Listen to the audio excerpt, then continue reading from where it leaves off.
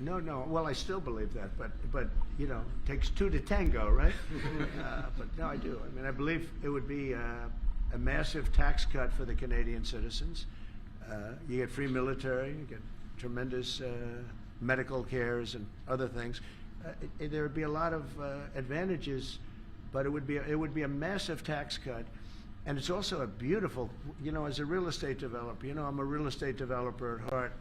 When you get rid of that artificially drawn line, somebody drew that line many years ago with like a ruler, just a straight line right across the top of the country. When you look at that beautiful formation when it's together, I'm a very artistic person, but when I looked at that beauty, I said, that's the way it was meant to be. But, you know, I do feel it's much better for Canada. But we're not going to be discussing that unless somebody wants to discuss it. I think that there are tremendous benefits to the Canadian citizens, tremendously lower taxes, free military, which honestly we give you essentially anyway because we're protecting Canada if you ever had a problem. But I think it would really be a wonderful marriage because it's two places that get along very well. They like each other a lot.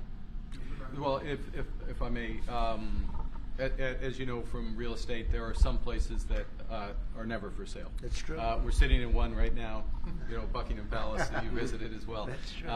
And having met with the owners of Canada over the course of the campaign last several months, it's not for sale, won't be for sale ever. But the opportunity is in the partnership and what we can build together. And we have done that in the past. And part of that, as the President just said, is with respect to our own security. And my government is committed for a step change in our investment in Canadian security and our partnership, and I'll say this as well, that the President has revitalized international security, revitalized NATO, and us playing our full weight in NATO, and that will be part of it. And they have, I must say, Canada is stepping up the military participation because Mark knew, you know, they were low and now they're stepping it up, and that's a very important thing. But never say never. Never say never.